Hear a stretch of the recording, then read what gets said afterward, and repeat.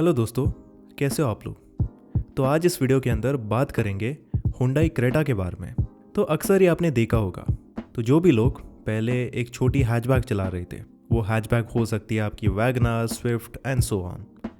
Usually जब upgrade करने का टाइम होता है तो वो लोग ज़्यादातर क्रेटा को ही चूज़ करते हैं, क्योंकि हुंडई क्रेटा ने एक ऐसी जगह इंडियंस के दिल में बना रखी है कि उसको रिप्लेस करना आसान नहीं है। It's a very good car to be honest.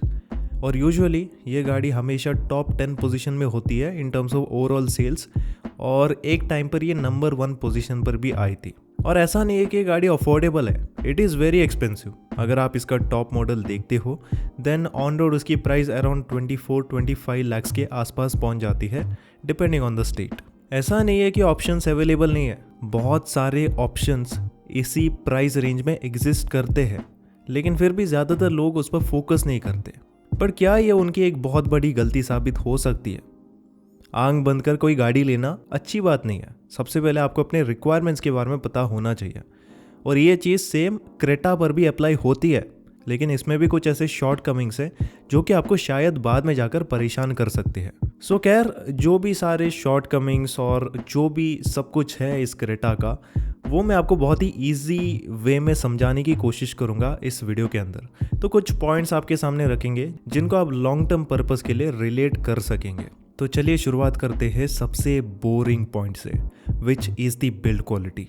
Her video की तरह इस वीडियो में भी मैं आपको बताना चाहता हूँ the build quality is not equal in to safety. Build quality का मतलब होता है आपकी कार की ओवरऑल बनावट। It can be the paint finish, panel gaps, interiors में plastic quality, fit finish and so on. तो इन सारे फैक्टर्स में कैसी है आपकी क्रेटा, लेट्स फाइंड आउट। सबसे पहले एक्सटीरियर के अंदर आपको पेंट फिनिश प्राइस वाइज मैं कहूँगा कि अच्छी मिलती है, एंड इवन क्रेटा में कोई रस्टिंग वाले इश्यूज लॉन्ग टर्म के अंदर भी नहीं आते, सो that is a plus point. Panel gaps भी इसमें काफ़ी अच्छे से मैनेज किए गए हैं।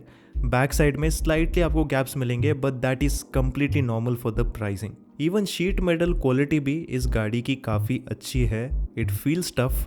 और जब आप कॉम्पिटिटर्स से कंपेयर करते हो लाइक द ग्रैंड विटारा, उससे ज़्यादा बेहतर आपको ये फील होती है। When you look at the interior is just top notch. Hyundai की कोई भी गाड़ी उठा लो, उनमें इंटीरियर प्लास्टिक क्वालिटी तो वैसे काफ़ी अच्छी होती है, लेकिन साथ ही साथ जो फिट फिनिश है, जिस तरीके का प्रीमियम अंदाज आपको मिलता है ना, it can not be explained. और इस गाड़ी के अंदर आपको काफ़ी सारे सॉफ्ट टच वाले मटेरियल्स भी बीच बीच में मिलेंगे depending on the variant, so that also feels very premium. So build quality wise 10 out of 10 it is nice. The second point जो कि मैं आपके सामने रखना चाहता हूँ, which is very important, the practicality. Practicality के अंदर मल्टीपल सब पॉइंट्स आते हैं, जिसमें से सबसे पहला है स्पेस। यूजुअली लोग क्रेटा को फैमिली पर्पस के लिए प्रिफर करते हैं, एंड स्पेस वाइज क्रेटा के रिगार्डिंग मेरे मिक्स्ड ओपिनियंस हैं। ऐसा नहीं है कि इसमें यूजेबल स्पेस नहीं है, this car is actually very spacious. मेरी हाइट अराउंड 6'2" के आसपास है, और जब मैंने शोरूम में इस गाड़ी को एक्सपीरियंस किया तो I was quite happy with the amount of space available.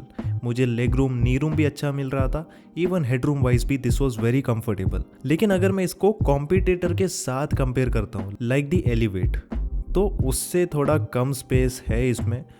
Elevate का कैबिन ज़्यादा वाइडर फील होता है, जिसकी वजह से 5 एडल्ट्स बहुत ही आराम से कंफर्टेबल होकर पैर फैलाकर बैठ सकते हैं। ये थोड़ी सी नैरो फील होती है, that is one of the thing. Secondly जो बूट स्पेस है वो भी सेगमेंट में डिसेंट ही हम कहेंगे। 433 लीटर्स का स्पेस है, ये बस ऑन पेपर है, रियल लाइफ में बूट आपको नॉर्मली लगेगा, it is not very big. Whereas अगर आप एलिवेट का बूट देखते हो तो वो काफ़ी बड़ी सी फील होती है। सो कहीं ना कहीं स्पेस मैनेजमेंट वाइज मैं बुरा नहीं कह रहा, but it is very decent. और मेरे हिसाब से अगर आपके घर में 5 लोग हैं तो आराम से इस गाड़ी के साथ आप मैनेज कर सकते हो। जो सेकंड सब पॉइंट आता है that is the comfort. Comfort wise मैं कहूँगा कि फ्रंट सीट्स बहुत अच्छे हैं, थाई सपोर्ट, बैक सपोर्ट, लंबा सपोर्ट आपको काफ़ी अच्छा मिलता है।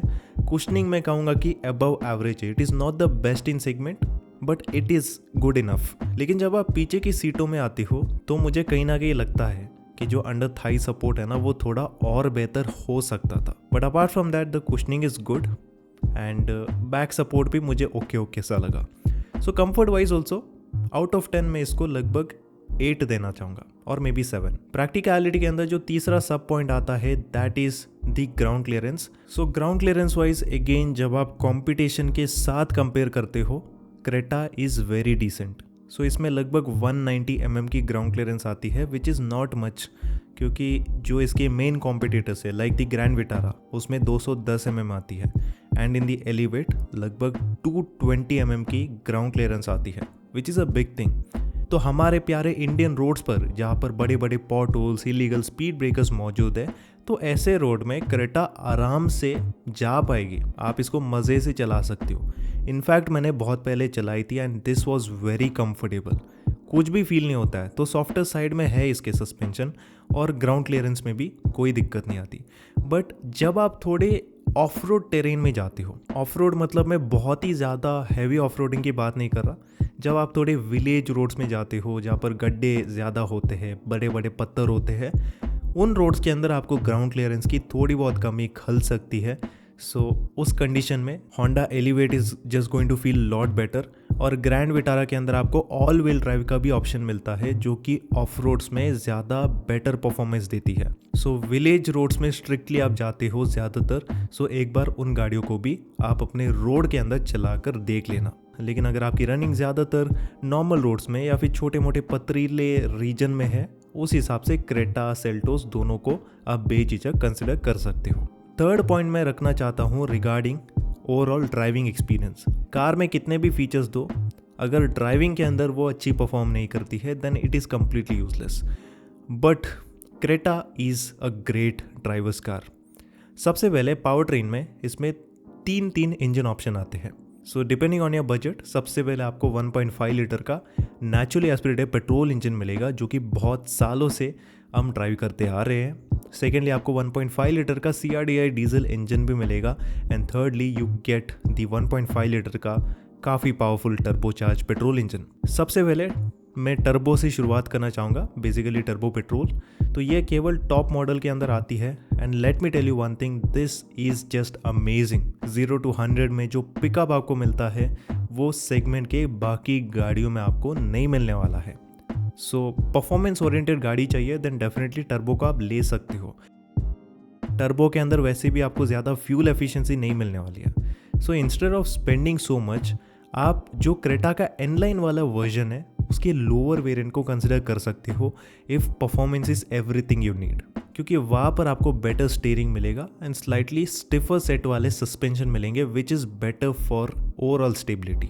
सेकेंडली डीजल इंजन भी टोटली रिकमेंडेड है, इट ड्राइव्स वेल, काफ़ी अच्छी परफॉर्मेंस आपको मिलती है एंड ये फ्यूल एफिशिएंट भी है। रियल लाइफ कंडीशन में आप इसमें हाईवेज़ के अंदर लगभग 18 kmph के आसपास भी आराम से निकाल सकते हो। Then comes the normal 1.5 litre का पेट्रोल एनी इंजन, और ज़्यादातर फैमिली पर्पज़ के लिए मैं कहूँगा you can just prefer this engine over any other car. Fuel efficiency वैसे काफ़ी डिसेंट है, हाईवेज़ में मैक्स आप अराउंड 15 के आसपास बहुत मुश्किल से निकाल सकेंगे, लेकिन सिटीज़ के अंदर ये ज़्यादा कामयाब इंजन है। It is very smooth, refined और एक कंसिस्टेंट परफॉर्मेंस आपको ये निकाल कर देती है अराउंड द रेव रेंज। तो यही एक ऐसी चीज़ है जो कि इस गाड़ी को ज़्यादातर रोड कंडीशन के लिए वर्सेटाइल बनाती है।